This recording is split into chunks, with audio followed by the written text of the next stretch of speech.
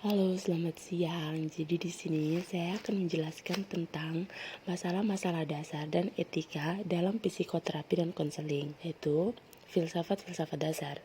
Yang pertama, ada terapi psikoanalitik. Nah, terapi psikoanalitik ini adalah manusia pada dasarnya ditentukan oleh energi psikis dan pengalaman-pengalaman dini. Yang kedua adalah terapi eksistensial humanistik, yaitu berfokus pada sifat dan kondisi manusia yang mencakup kesanggupan untuk menyadari diri, bebas memilih untuk menentukan nasib sendiri, kebebasan dan tanggung jawab, kecemasan sebagai suatu unsur dasar, pencarian makna yang unik, dan berada sendiri dalam hubungan dengan orang lain, keterhinggaan dan kematian, serta kecenderungan mengaktualkan diri. Yang ketiga adalah terapi client-centered, yaitu memandang manusia secara positif. Manusia memiliki suatu kecenderungan ke arah menjadi berfungsi penuh. Selanjutnya ada terapi Gestalt. Terapi Gestalt ini mendorong orang ke arah keseluruhan dan integrasi pemikiran, perasaan, serta tingkah laku. Selanjutnya adalah analisis transaksional, yaitu orang dipandang memiliki kemampuan memilih apa yang sebelumnya ditetapkan bisa ditetapkan ulang. Selanjutnya ada terapi tingkah laku, yaitu manusia dibentuk dan dikondisikan oleh pengkondisian sosial budaya. Selanjutnya ada terapi rasional emotif, yaitu manusia dilahirkan dengan potensi untuk berpikir rasional, tetapi juga dengan kecenderungan-kecenderungan ke arah berpikir curang. Dan yang terakhir ada terapi realitas, yaitu orang membutuhkan identitas dan mampu mengembangkan identitas keberhasilan maupun identitas kegagalan. Terapi realitas berlandaskan motivasi, pertumbuhan, dan antideterministik. Selanjutnya tentang konsep-konsep utama, yaitu ada terapi psikoanalitik, yaitu perkembangan kepribadian yang normal, berlandaskan resolusi dan integrasi, fase-fase perkembangan psikoseksual yang berhasil. Selanjutnya ada terapi eksistensial humanistik. Pada dasarnya merupakan suatu pendekatan terhadap konseling dan terapi ahli-ahli suatu model teoritis tetap. Terapi eksistensial humanistik ini menekan kondisi-kondisi inti pada manusia. Selanjutnya ada terapi client center, yaitu klien memiliki kemampuan untuk menjadi sadar atas masalah-masalah serta cara-cara mengatasinya. Selanjutnya ada terapi Gestalt, yaitu berfokus pada apa dan bagaimana mengalami di sini dan sekarang untuk membantu klien agar menerima polarisasi-polarisasi dirinya.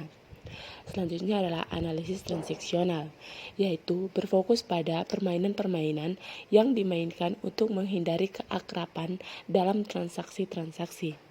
Selanjutnya adalah terapi tingkah laku, yaitu berfokus pada tingkah laku yang tampak, ketepatan dalam menyusun tujuan-tujuan treatment, pengembangan rencana-rencana treatment, dan evaluasi objektif atas hasil-hasil terapi.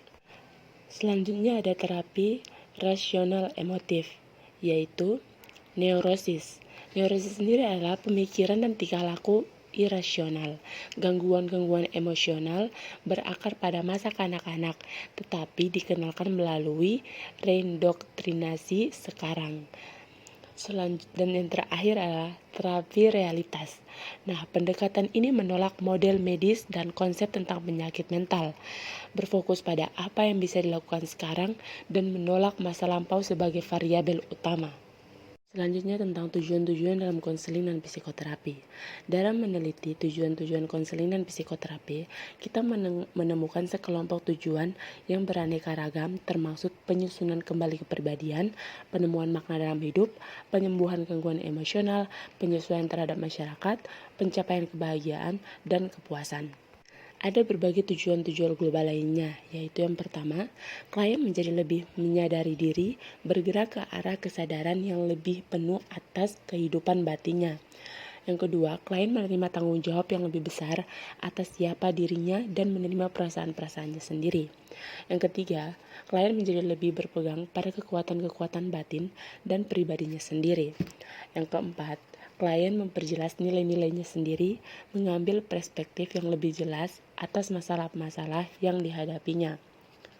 Yang kelima, klien menjadi lebih terintegrasi serta menghadapi, mengakui, menerima, dan menangani aspek-aspek dirinya yang terpecah dan diingkari. Yang keenam, klien belajar mengambil risiko yang akan membuka pintu-pintu ke arah cara kehidupan yang baru, serta menghargai kehidupan dengan ketidakpastiannya. Yang ketujuh, klien menjadi lebih mempercayai diri serta bersedia mendorong dirinya sendiri untuk melakukan apa yang dipilih untuk dilakukannya. Dan yang terakhir, klien menjadi lebih sadar atas alternatif-alternatif yang mungkin serta bersedia memilih bagi dirinya sendiri dan menerima konsekuensi-konsekuensi dari pilihannya. Adapun tujuan-tujuan lain, yaitu tujuan dari pendekatan behavioral, yakni tujuan yang konkret, berjangka pendek, dapat diamati, dan dapat diukur. Hal ini tidak berarti bahwa konselor atau terapis behavioral menentang tujuan-tujuan global dari terapi berpendekatan humanistik. Selanjutnya tentang fungsi dan peran terapis. Nah, salah satu masalah yang mungkin dihadapi oleh para konselor adalah apa yang akan dilakukan oleh mereka apabila pandangan mereka tentang peran bertentangan dengan tuntutan-tuntutan yang berasal dari posisi pekerjaan mereka. Nah, minat mereka tertuju kepada konseling nyata, baik secara individual maupun dalam kelompok-kelompok, dan mereka tidak mau menerima apa yang mereka pandang sebagai fungsi-fungsi yang tidak pantas atau tidak konsisten dengan fungsi konselor yang efektif. Karena itu, para konselor yang merasa bahwa mereka diminta untuk menjalankan fungsi-fungsi yang tidak sesuai dengan pandangan mereka tentang konseling atau dengan taraf latih, mereka harus memutuskan apa yang mereka bisa teruskan bekerja pada suatu lembaga tanpa naruni mereka terganggu. Jadi, fungsi yang esensial dari terapis atau konselor sendiri adalah memberikan umpan balik yang jujur dan langsung kepada si klien. Selanjutnya tentang pengalaman klien dalam terapis. Pada umumnya, para klien dalam taraf tertentu merasakan penderitaan, kesakitan, atau setidaknya ketidakpuasan. Pada para klien terdapat ketidaksesuaian antara diri yang mereka kehendaki dan diri yang mereka alami sekarang. Bahan pengharapan permulaan dari banyaknya klien adalah membantu ahli dan perubahan yang cepat. Mereka sering memiliki pengharapan yang kuat atas perubahan besar pada kehidupan mereka, dan mereka mengharapkan bisa mengubah kehidupan mereka dengan bantuan terapis. Mereka pun sering memiliki anggapan yang tidak realistis bahwa dengan hanya membukakan masalahnya kepada terapis, maka terapis akan menggunakan kekuatan ajaibnya untuk menyembuhkan mereka.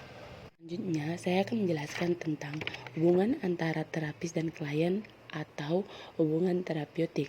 Ada beberapa hubungan terapeutik. Yang pertama yaitu terapi psikoanalitik, yaitu terapis atau analisis tetap, anonim, dan klien yang mengembangkan proyeksi-proyeksi terhadap terapis. Yang kedua adalah terapi eksistensial humanistik.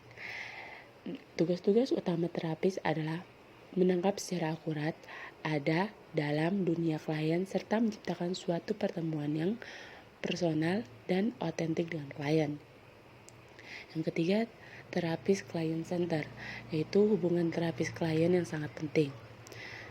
Yang keempat, ada terapi gestalt, yaitu terapis tidak membuat penafsiran bagi klien, tetapi membantu klien dalam mengembangkan cara-cara membuat penafsiran-penafsiran sendiri. Yang berikut, analisis transaksional, yaitu hubungan yang sederajat dengan mengesampingkan status terapis yang diutamakan. Selanjutnya ada terapi tingkah laku, yaitu terapis aktif dan direktif dan berfungsi sebagai guru atau pelatih dalam membantu klien belajar tingkah laku yang lebih efektif. Berikutnya ada terapi rasional, Nah, terapis ini berfungsi sebagai guru dan klien sebagai murid. Selanjutnya ada terapi realitas. Tugas utama terapis adalah melibatkan diri dengan klien dan mendorong klien untuk menghadapi kenyataan dan untuk membuat pertimbangan nilai mengenai tingkah lakunya sekarang. Selanjutnya saya akan menjelaskan tentang masalah-masalah etika dalam konseling dan psikoterapi. Nah, setiap profesi memiliki suatu kode dan sistem etika. Setiap orang profesional diharapkan menggunakan penilaian yang tegas ketika masalah-masalah etis muncul dalam pekerjaannya. Nah, Perhimpunan Psikologi Amerika atau American Psychology Association telah mengembangkan petunjuk-petunjuk dan standar-standar etika dalam psikologi. Nah, Perhimpunan Psikologi Amerika ini mengembangkan daftar yang memuat 19 prinsip khusus yang bisa diterapkan pada konselor dan psikoterapi.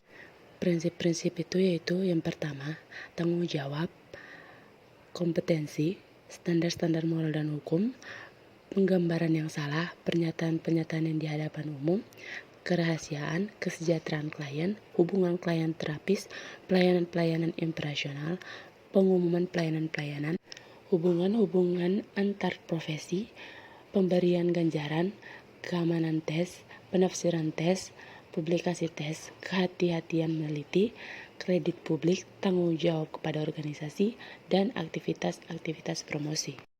Selanjutnya tentang tanggung jawab terapis.